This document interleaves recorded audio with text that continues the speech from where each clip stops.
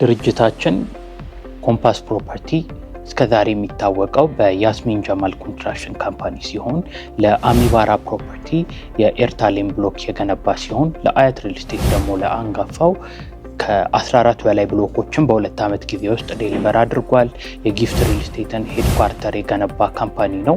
እንግዲህ በኮንስትራክሽን ዘርፉ ለተለያዩ የሪል ስቴት ካምፓኒዎች የጀርባ አጥንት ሆኖ ግንባታቸውን ሲደግፍ የነበረ ነው። አሁን ደግሞ የራሱን ፕሮጀክት በቄራና በመስቀል ፍላወር ገንብቶ ይገኛል። ዲቴሉን ስናወራ ለምሳሌ የመስቀል ፍላወር ፕሮጀክት በ6 ወር ጊዜ ውስጥ ከ70% በላይ በመገንባት ከረንትሊ ስቱዲዮና ባለ 2 መኝታዎችን ይዘን ቀርበናል። ቄራ ላይ ደግሞ ያለቀ ቤት የተናጠል ካርታ ለሚፈልጉ ሰዎች ተመራጭ የሆኑ ነገሮችን ይዘን ቀርበናል። እነዚህን መረጃዎች በመውሰድ ተጨማሪ መረጃዎችን ደግሞ ከፈለጋችሁ ከታች በሚቀመጡ ስልኮች ይደውሉልን።